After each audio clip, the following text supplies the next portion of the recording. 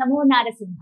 భద్రాచలంలో ఉన్నటువంటి గోవింద కల్పవృక్ష నారసింహ సాలగ్రామ ఆశ్రమంలో జనవరి 18 చొల్లంగి అమావాస్య ఎంతో విశేషంగా జరుగుతుందండి. చాలా మంది అమావాస్య రోజున మేము ఆశ్రమం దగ్గరికి వెళ్తామండి. అక్కడ స్వామివారి దగ్గర జరిగేటువంటి హోమాలు, అలాగే దిష్టి తీసేటువంటి కార్యక్రమం ఏదైతే ఉందో అందులో మేము పాల్గొంటామని చెప్పారు. అయితే ఇంకొంతమంది మాకు వివరాలు తెలియజేస్తారా, మళ్ళీ ఎప్పుడు అవకాశం ఉంటుందని అడిగారండి. అత్యద్భుతమైన అవకాశం ఈ జనవరి 18 అమావాస్య ఆదివారంతో కూడుకుని వచ్చింది. ఎంతో విశేషం అని చెబుతారు కదా మన పెద్దలు. ఇక ఆలస్యం చేయకుండా ఆ రోజు అక్కడ జరిగేటువంటి కార్యక్రమాలు ఏంటి, ఎవరెవరు పాల్గొనవచ్చు, ఎలా పాల్గొనాలి, ఈ వివరాలను తెలుసుకుందాం. మనతో పాటు ఉన్నారు ఆశ్రమ నిర్వాహకులు, ప్రముఖ నృసింహ ఉపాసకులు డాక్టర్ కృష్ణ చైతన్య స్వామి గురువు గారు. వారితో మాట్లాడతాం. గురుగారు నమస్కారం అండి. నమస్కారం అమ్మా. నమో నారసింహ. నమో నారసింహ. చాన్నాళ్ళైంది. అవునమ్మా. గురుగారు, చొల్లంగి అమావాస్య ఆదివారం ఎంతో విశేషం కదండి. మరి ప్రతి అమావాస్య చాలా వైభవంగా జరుగుతుంది ఆశ్రమంలో. మరి ఈసారి ఏమిటి విశేషాలు? సాధారణమైనటువంటి అమావాస్యలు ఎంత విశేషము, మనకు అమావాస్య అనగానే పర్వదినము అని చెప్తాము. అంటే అది ఒక పండుగ. అంటే ఆనాడు చేసేటువంటి ఏ ఆరాధన అయినా కూడా చాలా విశేషంగా మన కుటుంబంలో ఉండేటువంటి గ్రహ ప్రభావాలను మారుస్తుంది అని చెప్తారు. అమావాస్య లక్ష్మీ ఆరాధన చేస్తే దారిద్ర్యవాదులు అనేటువంటి తొలగిపోతాయి అని చెప్తారు. అది ఎప్పుడైనా అమావాస్య ఆదివారంతో కలిస్తే మంత్రశాస్త్రము, తంత్రము, జ్యోతిష్ శాస్త్ర ప్రకారాలుగా ఆదివారం కూడుకున్నటువంటి అమావాస్య నాడు చేసేటువంటి ఏ దేవతారాధన అయినా కూడా అత్యద్భుతమైనటువంటిది. అది నృసింహ ఆరాధన అయితే అసలు పరమ ప్రామాణికంగా చాలా అత్యద్భుతమైనటువంటి గ్రహదోషాలని, ప్రయోగాది బాధలు అనేవైతే ఉన్నాయో వాటిని కూడా పటాపంచలు చేసేటువంటిది అమావాస్య. ఇక్కడ ఆదివారం అమావాస్య, అది కూడా చొల్లంగి అమావాస్య.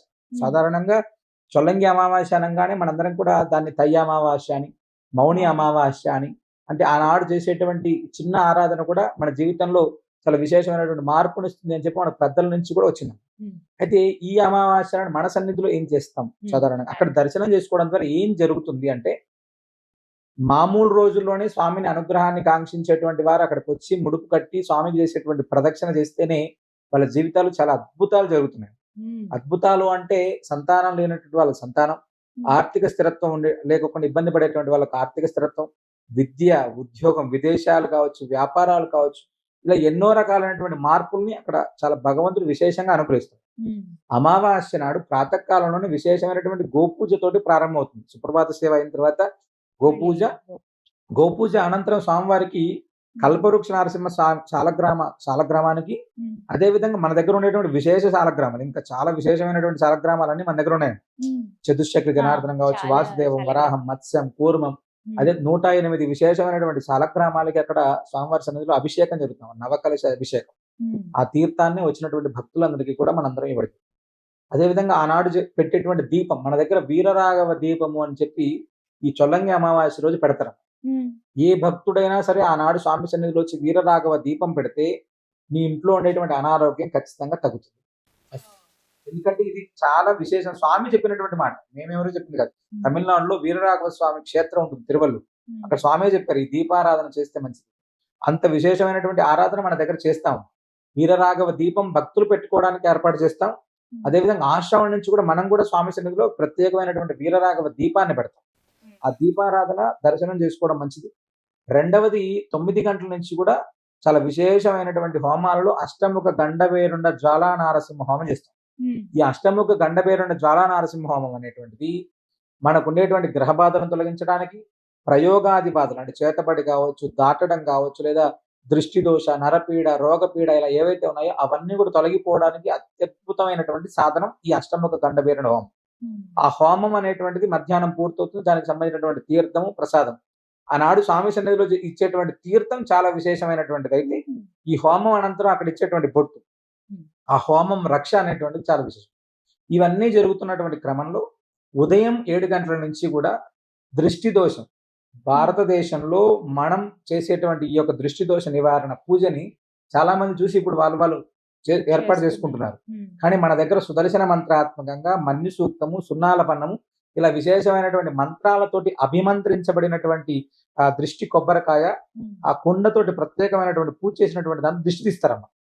మేము ఆ ఎప్పుడైతే తీయడం ప్రారంభం చేసినప్పటి నుంచి చాలా సార్లు చూసామమ్మ. అంటే ఎక్కడెక్కడో ప్రాంతాల నుంచి చాలా ఆరోగ్యంలో విపరీతమైనటువంటి ఇబ్బందులు ఉన్నటువంటి వాళ్ళని బ్రహ్మాండం చూసాం. మా దగ్గర లక్ష్మీపురం అని మా భద్రాచలానికి పక్కనే ఒక ఊరు ఉంటుంది. అక్కడ ఒక అబ్బాయి తాటి చెట్టు నుంచి కింద పడ్డాడు. తాటి చెట్టు పైన నుంచి కింద పడితే అసలు బతకడమే అసాధ్యం. ఆ అబ్బాయికి సుమారు ఇప్పటికి 7-8 సంవత్సరాల నుంచి కూడా ఇబ్బందికరమైనటువంటి పరిస్థితుల్లో మంచం మీదే ఉన్నాడు. అసలు ఆ అబ్బాయికి చలనమే తక్కువ. అసలు మనిషి చలనం లేదు. మనిషి చూస్తున్నాడు. అలాంటి పిల్లవాడు ఈ అమావాస్య అనేటువంటిది వాళ్ళ అమ్మగారు ఇప్పటికీ లాస్ట్ చల్లంగి అమావాస్య నుంచి ఆమె వచ్చి ప్రతి అమావాస్యకి వచ్చి దర్శనం చేసుకోవడం, తీర్థం తీసుకెళ్లడం, ఆ అబ్బాయికి దిష్టి తీయడం ఇవన్నీ కూడా చేస్తారు. ఆ అబ్బాయిలో చాలా విశేషమైనటువంటి మార్పు వచ్చింది. అది అంటే ఏదైనా కూడా మనం ఖచ్చితంగా మార్పు కావాలి అనేటువంటి తాపత్రయం మన దగ్గర ఉంటే స్వామిని దర్శించే ఖచ్చితమైనటువంటి మార్పుని మనం చూడొచ్చు. ఇదంతా కూడా ఉదయం 7 గంటల నుంచి కూడా రాత్రి 7 గంటల దాకా కొనసాగుతూనే ఉంటుందమ్మా. ఈ హోమం పూర్ణావతి అయిన తర్వాత అన్నప్రసాదం అనేది. అన్నిటికంటే ఇంకొక విశేషం ఏంటంటే అక్కడ వైనతేయ హోమం, గరుడ ప్రసాదం. మనం చివరి అక్షయ తృతీయ, అంతకుముందు అక్షయ తృతీయ నుంచి జరుగుతున్నటువంటి ప్రక్రియ. గరుడ హోమం అనేటువంటిది నిర్వహించి ప్రత్యేకంగా గరుడ మూలమంత్రంతో హోమం చేసిన తర్వాత మధ్యాహ్నం 3 గంటల తర్వాత గరుడ హోమం చేసి ఎవరైతే సంతానంలో ఇబ్బంది పడుతున్నారో వాళ్ళందరికీ కూడా గరుడ ప్రసాదం ఇవ్వడం జరుగుతుంది. ఇది ఎవరైనా అనుకుంటారు నార్మల్ గా ఎప్పుడైనా బ్రహ్మోత్సవం, పవిత్రోత్సవం ఇలాంటి ఉత్సవాల్లో కదా గరుడ ప్రసాదం ఇచ్చేది అని. మేము ప్రత్యేకంగా ప్రతి హిందూ కుటుంబంలో ఖచ్చితంగా సంతానం ఉండాలి. ఆ యొక్క కుటుంబాలు సుఖ సంతోషాలతో వెల్లివిరియాలంటే వాళ్ళ ఇంట్లో సంతానం ఉండాలి. దానికి కంకణం కట్టుకొని ప్రతి కుటుంబం ఆనందంగా ఉండాలి అనేటువంటి సంకల్పంతో ప్రత్యేకంగా ఈ హోమం చేస్తున్నాం. ఆ హోమం అయిన తర్వాత గరుడ ప్రసాదం ఇస్తున్నాం. భగవంతుడి దయ వల్ల ఇప్పటికి కొన్ని వందల వేలాది మంది ఇళ్లలో సంతానవతులైనటువంటి వాళ్ళు చాలా స్వామి సన్నిధికి వచ్చి స్వామి సన్నిధిలో పేరు పెట్టుకున్నటువంటి వాళ్ళు నామకరణం, అక్షరాభ్యాసం, అన్నప్రాసన చేసుకునేటువంటి వాళ్ళ సంఖ్య పెరుగుతూనే ఉన్నాం. ఇప్పుడు మేము చూస్తూనే ఉన్నాం. ఎందరో ఇబ్బంది ఉన్నారు, తప్పకుండా రండి. మేము అక్కడ ఎలాంటి ఖర్చు లేదు కదా. హోమం, ముడుపు, ప్రసాదం, గరుడ ప్రసాదం ఎవరికైనా ఉచితంగా ఇస్తారు. తీసుకొని వెళ్తే మనం ఏ డాక్టర్ దగ్గరికి వెళ్ళినా కూడా అన్ని రకాలైనటువంటి పరీక్షలు పూర్తయిన తర్వాత వాడు చెప్పేటువంటి మాట దేవుడు దయ, భగవంతుడి దయ ఉంటే అవుతుందండి. మేము ఆ దయ అనేటువంటిది అక్కడ ఫ్రీగా ఇస్తున్నాం. స్వామి అనుగ్రహంతో దయ అనేటువంటి ఫ్రీగా వస్తుంది ఆ ప్రసాదం రూపంలో. తప్పకుండా వచ్చి తీసుకోండి. మార్పు వస్తే మన ఇంట్లో అంతకు మించినటువంటి ఆనందం ఇంకొకటి ఉండదు కదా. కాబట్టి ఇవన్నీ కూడా మన అమావాస్య నాడు చూసుకోవచ్చాము. మనకు మంత్రశాస్త్రం చెప్పేటువంటి అత్యద్భుతమైనటువంటి అమావాస్యలలో చొల్లంగి అమావాస్య ఒకటి. అది ఆదివారంతో కూడుకొని ఉండడం వలన అత్యంత విశేషం. ఎందుకంటే అమావాస్య నాడు నదీ స్నానం చేస్తే మంచిది అని చెప్తారు. మనకు భద్రాచల దివ్యక్షేత్రంలో నదీ స్నానం చేయడానికి అవకాశం ఉంది. అత్యద్భుతమైనటువంటి క్షేత్రం. అదేవిధంగా మనం చేసేటువంటి హోమం కూడా గోశాలలో చేసేటువంటి చిన్న జపమే మనకు అద్భుతమైనటువంటి ఫలితం ఇస్తుంది అని చెప్తారు. అదేవిధంగా క్షేత్రం, అది ఒక అద్భుతమైనటువంటి క్షేత్రంలో గోశాలలో నదీ తీరంలో చేసేటువంటి మన హోమం ఆనాడు స్వామిని దర్శించుకోవడం అనేటువంటిది నిజంగా మన పూర్వజన్మ సుకృతం అనేటువంటిది ఉంటే ఆ ప్రాంగణంలో మనం అడుగు పెట్టి స్వామిని దర్శించి ఆ వీరరాగ హోమంలోను అదేవిధంగా అష్టముఖ గండభైరవ జ్వాలానరసింహ హోమంలో పాల్గొనడానికి అవకాశం ఉంటుంది. ఇది ఆనాడు జరిగేటువంటి ప్రక్రియ. మరి ఎలా పాల్గొనాలండి? ఎవరెవరు పాల్గొనొచ్చు? ఎవరైనా ఏ ప్రాంతం నుంచి అయినా కూడా వచ్చి స్వామి సన్నిధిలో నిద్ర చేయాలనుకునేటువంటి వాళ్ళు నిద్ర చేసి స్వామి సన్నిధిలో హోమంలో పాల్గొని వెళ్ళొచ్చమ్మా. ఇది అక్కడ నిద్ర చేయడానికి శనివారం రాత్రి వచ్చి పడుకొని ఆదివారం హోమం చేసుకొని వెళ్ళేటువంటి వాళ్ళు చేసుకోవచ్చు. సంతానం కోసం వచ్చేటువంటి వాళ్ళైతే ఆదివారం రోజు వచ్చి మధ్యాహ్నం అక్కడ హోమంలో పాల్గొని ఆ రోజు రాత్రి ఆదివారం రాత్రి నిద్ర చేసి వెళ్ళేటువంటి వాళ్ళు వెళ్ళవచ్చు. ఇది 2 రోజులుగా కూడా నిద్ర చేసుకోవడానికి అక్కడ అవకాశం ఉంటుంది. ఫోన్ చేస్తే చాలా అండి. రిజిస్టర్ చేసుకోవాలా? ముందుగా ఫోన్ చేసి వస్తే వాళ్ళకి ఏదైనా డౌట్స్ ఉంటే వివరాలు తెలుసుకోవచ్చమ్మా. ముందు రోజే వస్తే పూర్తి వివరాలతో అక్కడ ఏం చేయాలి అంటే ముడుపు కట్టాలి, దిష్టి తీయించుకోవాలి, లేదా మన ఇంట్లో వ్యాపార సంస్థలకి అక్కడ ప్రత్యేకంగా ఆనాడు సుదర్శన హోమం చేసినటువంటి కొబ్బరి బోండం ఇస్తారమ్మా. అంటే ఎవరైతే హోమంలో పాల్గొన్నారో వాళ్ళందరికీ కూడా సుదర్శన హోమం చేసి ఇంట్లో అలక్ష్మి దోషం ఉంటుంది లేదా వ్యాపార సంస్థల్లో ఉంటుంది, అవన్నీ కూడా తొలగిపోవడానికి ప్రత్యేకంగా బూడిద గుమ్మడికాయ, తర్వాత అదేవిధంగా కొబ్బరికాయ, కొబ్బరి బోండా, దిష్టి గట్టిక అంటే ఇంటికి కట్టుకోవడానికి ఒక పట్టిక, ఇవన్నీ కూడా ఆనాడు మనం ఇవ్వడం జరుగుతుంది వాళ్ళందరికీ కూడా. అంటే మన శరీరంలో ఉండేటువంటి ఇబ్బంది పోవాలి, శరీరం పైన ఇబ్బంది పోవాలి, మన ఇంట్లో పోవాలి, వ్యాపార సంస్థలలో పోవాలి. అన్నిటి దగ్గర అలక్ష్మి దోషం పోతే ఆటోమేటిక్ గా సుఖ సంతోషాలతో ఆ ఇల్లు ఉంటుంది. అది మన యొక్క చేసేటువంటి ప్రక్రియ. ఆదివారం రావడం ఇంకా విశేషం. ఇన్ని కార్యక్రమాలు జరుగుతాయి ఆ రోజున. చివరిగా ఇంకొక సందేహం ఏంటంటే ముడుపు గురించి అడుగుతారు. మరి అమావాస్య రోజు ముడుపు కట్టొచ్చా అండి అని? అమావాస్య రోజు ఎక్కువ మంది కడతారమ్మా అక్కడ. అంటే 365 రోజులు ఏ రోజైనా ముడుపు కట్టొచ్చు. అమావాస్య నాడు కట్టేటువంటి వాళ్ళే కొన్ని వేల మంది ఉంటారు అక్కడ. ఎందుకంటే అన్ని కార్యక్రమాలని మనం అమావాస్యలో దర్శించుకోవచ్చు. గోపూజ, స్వామివారికి అభిషేకం, సుదర్శన హోమం, ముడుపు, సంతాన ప్రసాదం, ఇలా అన్ని రకాలైనటువంటివి ఉంటాయమ్మా. కాబట్టి ఆనాడే స్వామి సన్నిధి కొన్ని వేలాది మంది వచ్చి దర్శనం చేసుకుంటారు. ఆ ఆదివారం అమావాస్య కాబట్టి ఇంకా ఎక్కువ మంది వచ్చి కట్టుకోవడానికి కూడా అవకాశం ఉంటుంది. ఆ రోజు రావచ్చు. ఇది ఒక సందేహంగా ఉండిపోతుంది. అంటే మంచి రోజు చూసి కట్టుకోవాలా అండి ముడుపు ఏమైనా అని అడుగుతుంది. అదే మంచి రోజు అక్కడ.